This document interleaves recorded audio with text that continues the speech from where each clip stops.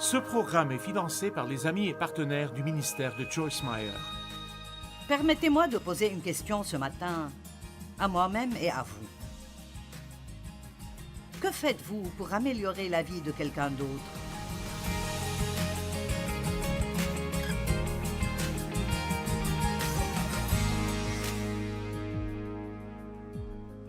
Père, nous te remercions pour la parole aujourd'hui.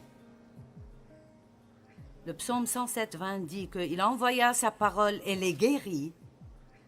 Il les fit échapper de la fosse.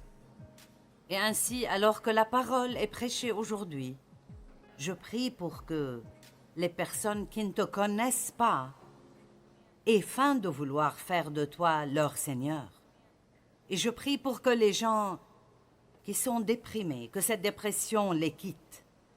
Et s'il y a des gens parmi nous qui sont dépendants d'une forme quelconque de toxicomanie, ton pouvoir est dans ta parole de briser les liens des gens. Et je prie pour que toute personne qui est malade ou qui a une douleur, alors que la parole est déclarée, qu'elle guérisse aujourd'hui. Nous le demandons au nom de Jésus. Amen. Amen. Je suis toujours émerveillée par combien il y a de choses dans un seul chapitre de la Bible. Mais si nous lisons rapidement, nous manquons souvent beaucoup de ce qu'il y a. Et donc aujourd'hui, je veux partager avec vous sur Jean chapitre 21. Le titre de ce message aujourd'hui est « Dieu, que veux-tu que je fasse ?» Parfois nous disons « J'ai fait tout ce que je sais faire et rien ne fonctionne. Mon Dieu, que veux-tu que je fasse ?» Mais je suis en train de poser une question plus sincère. « Mon Dieu, que veux-tu que je fasse ?» Je peux le répéter si vous ne l'aimez pas tous. « Mon Dieu, que veux-tu que je fasse ?» Vous savez, parfois quand je suis au milieu de quelque chose, si je m'arrête juste pour dire « Mon Dieu, je me sens vraiment frustrée, j'ai perdu la paix ici, que veux-tu que je fasse ?» Si souvent je l'entends juste dire « Laisse tomber. Tu n'y peux rien de toute façon. Laisse-moi m'en occuper. » Vous savez, il y a tellement de choses dans nos vies que Dieu veut prendre en charge. Mais il ne le fera pas, à moins que vous ne le laissiez. Remettez vos soucis au Seigneur et il prendra soin de vous. Tout d'abord, nous devons cesser d'essayer de tout faire et montrer que nous faisons confiance à Dieu. Verset 15. Après qu'ils eurent mangé, maintenant vous ne voulez pas manquer cette partie. Jésus dit à Simon-Pierre, « Pierre, m'aimes-tu » Je ne lirai pas tout ce qu'il y a ici dans la traduction amplifiée, car il dit exactement la même chose 3 fois. « Pierre, m'aimes-tu? Oui, Seigneur, tu sais que je t'aime. Paie mes agneaux. » Pierre, m'aimes-tu? Oui, Seigneur, tu sais que je t'aime. Paie mes agneaux. Pierre, m'aimes-tu? Ici, ça commence à chagriner Pierre un peu que le Seigneur lui demande la même chose, la même chose, la même chose. Je pense juste que peut-être que, puisque c'est le message que Dieu m'a donné pour aujourd'hui, je pense qu'il veut peut-être nous demander cela aujourd'hui. Donc, donnez-moi juste un peu de liberté ici et permettez-moi de dire, Église, aimez-vous Jésus?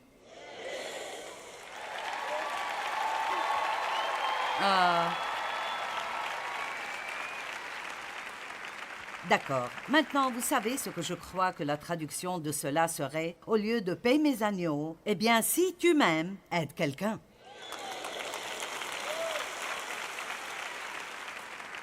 Église, m'aimes-tu?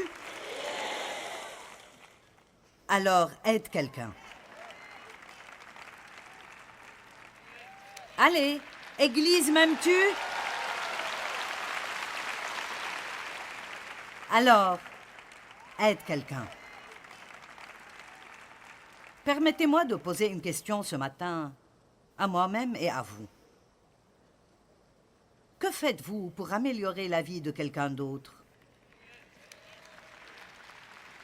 C'est plutôt calme ici. Je veux dire, nous devons nous demander cela. Que faisons-nous? Sommes-nous simplement assis à l'église semaine après semaine à penser que nous obtenons une petite marque sur notre calendrier divin parce que nous allons souvent à l'église? Non? Que faites-vous? Que faites-vous pour aider les autres? Et vous savez quoi? Ne passez pas votre vie assis à souhaiter être sur l'estrade.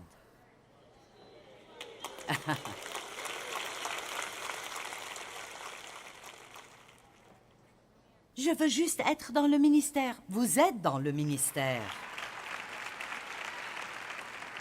Chacun d'entre vous, il n'y en a pas un qui est oublié. Chacun d'entre vous a un ministère. Et la plupart des ministères nécessaires dans le monde ne se réaliseront jamais à partir d'une plateforme.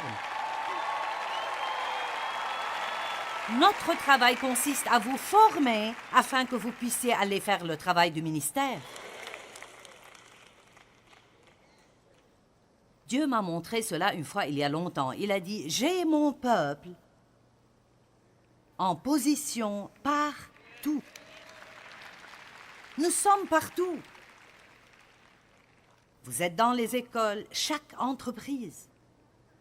Le problème est que nous sommes trop silencieux. Nous sommes trop furtifs.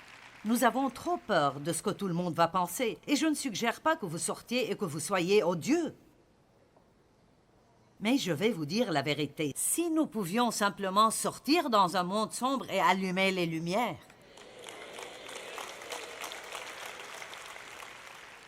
Et je vous le dis, vous n'avez pas besoin de citer des écritures à vos collègues. Vous devez les aider. Et celui que vous aimez le moins, qui a été le plus méchant avec vous, quand vous entendez dire que leur voiture est en panne et qu'ils vont avoir du mal à se rendre au travail, vous êtes celui qui doit leur proposer d'aller les chercher et les emmener avec vous parce qu'ils vont se demander comment c'est possible pour vous de faire cela après tout ce qu'ils vous ont fait.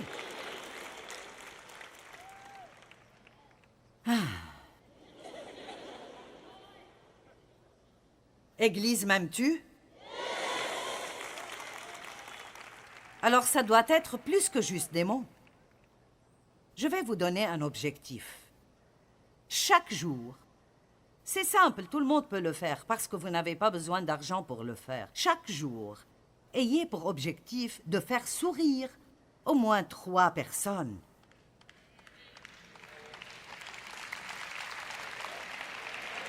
Allez-y, je vous mets au défi. Dites simplement quelque chose de gentil à quelqu'un et faites-le sourire.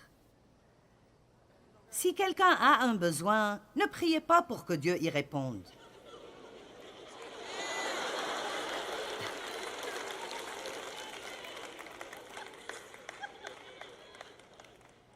Et je me souviens de quand Dieu m'a dit « Vas-tu arrêter de me demander de faire des choses pour des gens que tu pourrais facilement faire et que tu ne veux pas faire? » Nous ne voulons pas leur donner nos 100 $, que Dieu le fasse. Vous me suivez? Et l'amour a coûté la vie à Jésus.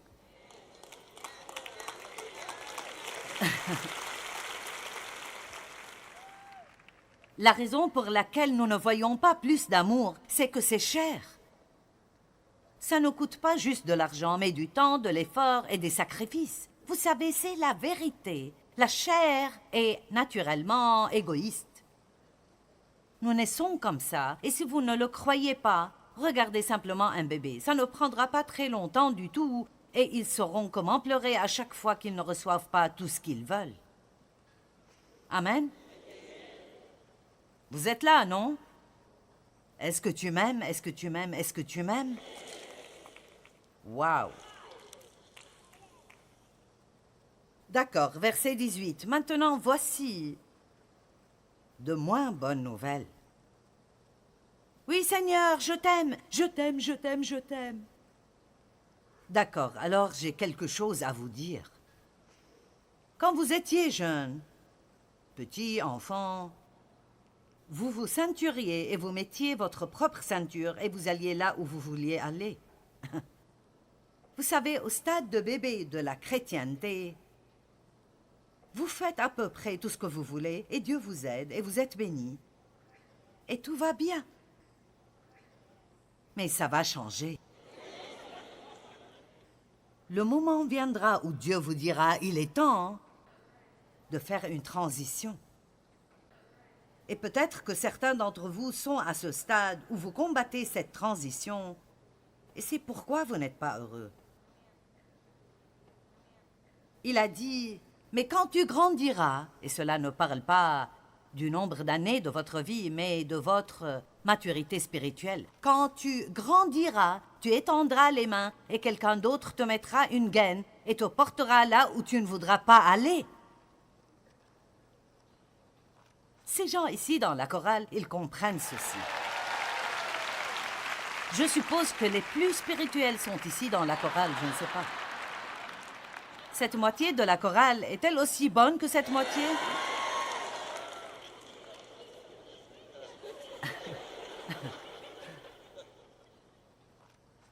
Ce n'est pas l'objectif numéro 1 de Dieu dans la vie, de nous garder à l'aise tout le temps. Nous sommes censés être obéissants, que cela soit pratique ou peu pratique, en saison ou hors saison.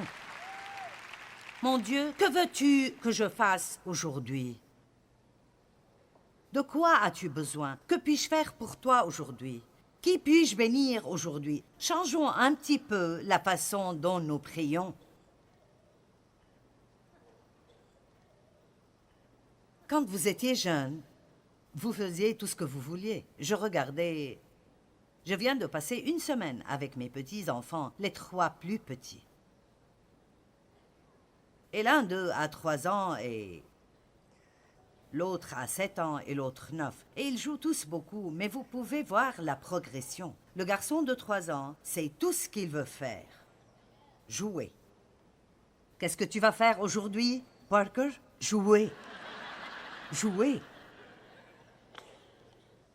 Mais vous savez, cela doit changer. Quand vous grandissez. Ils n'ont pas besoin d'être responsables. Et il doit y avoir une transition où ce n'est pas comme chaque jour Dieu a écouté ma liste de prières de ce qu'il doit faire pour moi aujourd'hui pour garder un sourire sur mon visage. Oh mon Dieu, si tu ne fais pas cela, je ne pense pas pouvoir supporter plus, je ne pense pas pouvoir tenir le coup. Allez, nous allons faire une transition et nous allons dire, mon Dieu, que puis-je faire pour toi aujourd'hui? Comment puis-je te bénir aujourd'hui? Verset 19, il dit cela pour indiquer par quelle mort Pierre glorifierait Dieu. Et ayant ainsi parlé, il lui dit, suis-moi. Maintenant, cette partie suivante est vraiment ridiculement drôle. Après cette conversation que Jésus a eue avec Pierre, m'aimes-tu? Oui, je t'aime, paie mes agneaux. Est-ce que tu m'aimes? Est-ce que tu m'aimes? Bon, tu avais l'habitude de faire ce que tu veux faire. Maintenant, il doit y avoir un changement. Tu ne vas pas aimer tout ce qui se passe dans ta vie. Et regardez ce qu'il dit. Pierre s'étant retourné, vit venir après eux le disciple que Jésus aimait. Vous vous souvenez de lui, le Jean qui a écrit le livre? Celui qui, pendant le souper, s'était penché sur la poitrine de Jésus et avait dit « Seigneur, qui est celui qui te livre ?» En le voyant, Pierre dit à Jésus « Et celui-ci, Seigneur, que lui arrivera-t-il » L'humour ici est incroyable. N'aimez-vous pas ce chapitre de la Bible? Combien d'entre vous sont surpris de voir autant de leçons dans ce chapitre, Jean 21? C'est juste incroyable. Vous savez, nous devons nous occuper de nos affaires.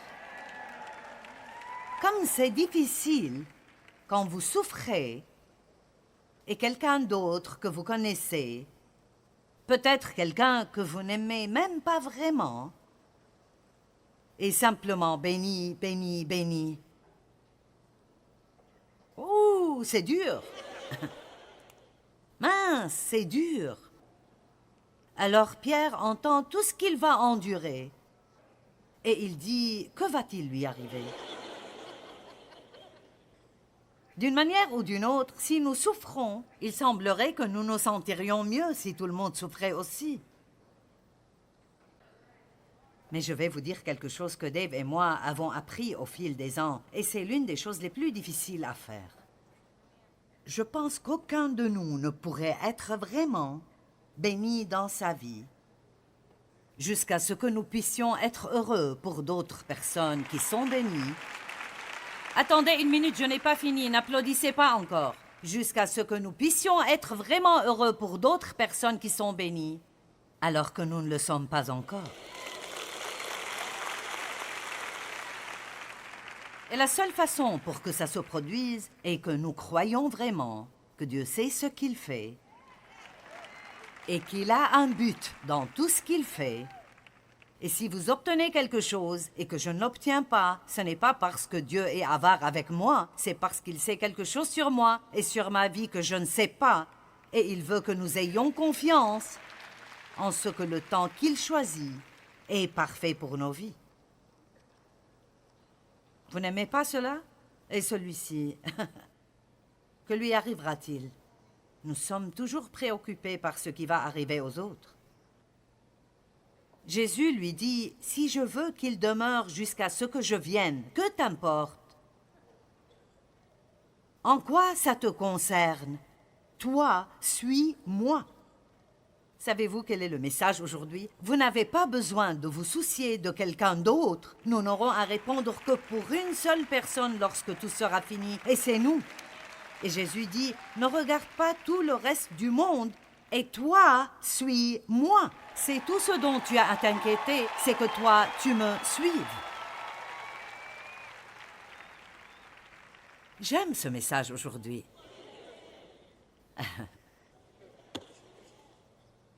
C'est tellement comme nous.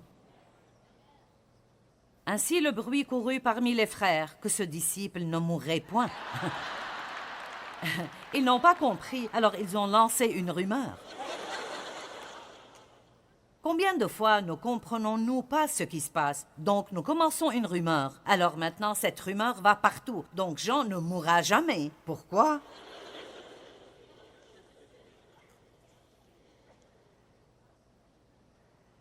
Le verset 25 est beau. Jésus a fait encore beaucoup d'autres choses. Si on les écrivait tous un à un, en détail, je ne pense pas que le monde même pût contenir tous les livres qu'on écrirait à son sujet.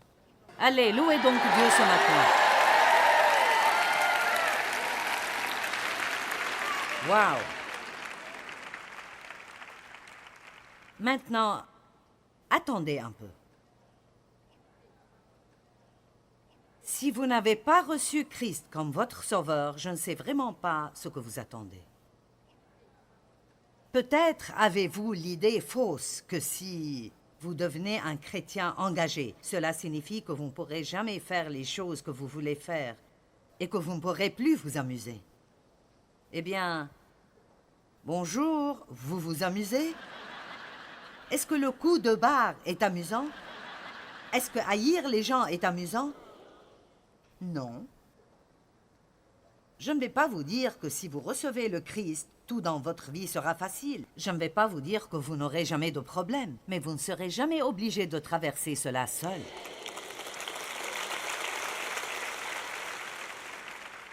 Peut-être que vous êtes venu ici seul et que vous aimeriez sortir à deux.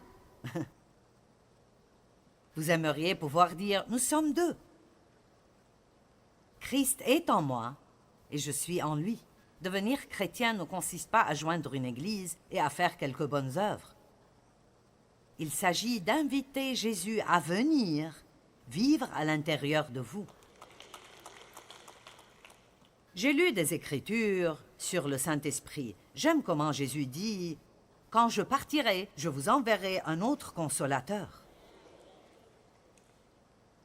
Une aide, un fortifiant, un intercesseur, un protecteur, un enseignant. Quel cadeau merveilleux nous avons dans le Saint-Esprit. Il habite en nous. Vous n'avez jamais à prendre une décision par vous-même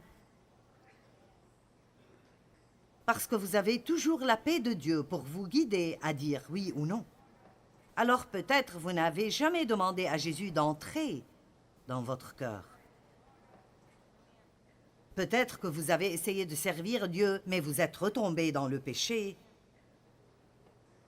Et comment êtes-vous arrivé ici? Peut-être qu'un ami vous a amené. Vous êtes venu désespéré. Vous pensiez que vous alliez voir Joel et vous êtes coincé avec moi. Ou peut-être avez-vous même entendu que je serais là et vous êtes venu pour ça. Mais peu importe ce que vous pensez être venu chercher, Dieu avait une autre raison. Ou peut-être que vous êtes ici aujourd'hui et vous dites, je ne sais pas à propos de la nouvelle naissance, je vais à l'église. Non, vous devez savoir. Donc si vous êtes ici et vous dites, je veux que tu pries avec moi, je veux savoir que je suis né de nouveau, je veux me rendre. Non seulement recevoir Jésus, mais vous donner vous-même à lui. Il y a une capitulation. Vous devez être repentant, être prêt à vous détourner du péché et à vous tourner vers Dieu. Si c'est vous aujourd'hui et vous voulez que nous prions avec vous, pouvez-vous simplement lever vos mains en l'air? Oh, j'aime ça. Amen. Allez maintenant, quelqu'un d'autre? Génial, génial, génial. Ok, maintenant, je vais vous demander de faire quelque chose. Et parfois, les gens n'aiment pas ça parce qu'ils pensent qu'ils vont être gênés. Mais dans 1 minute, je vais vous demander de vous lever si vous êtes sérieux. Et ce n'est pas pour vous embarrasser. Mais si vous ne prenez pas position ici, vous ne prendrez pas position dehors pour Jésus. Vous ne le ferez pas. Donc, si vous êtes sérieux et vous êtes prêt à soumettre votre vie à Christ, je veux que vous vous leviez tout de suite à votre place. Mettez-vous debout là où vous êtes.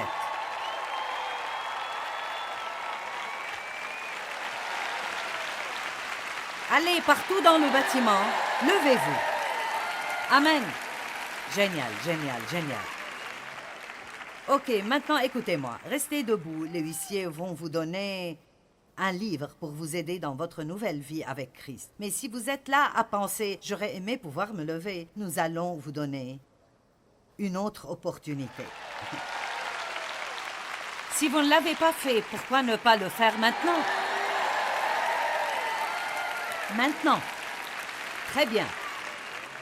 Prions tous avec eux. Vous savez quoi? Si vous voyez quelqu'un debout autour de vous, pourquoi ne pas être un bon chrétien et tendre la main, ou lui tenir la main, ou toucher son épaule, ou simplement leur faire savoir que vous l'aimez? Prions tous ensemble. Dieu notre Père, je t'aime. Jésus, je crois que tu es mort pour moi. Tu as payé le prix de mon péché. Tu as pris ma place. Tu as pris ma punition. Je suis désolé pour mes actions.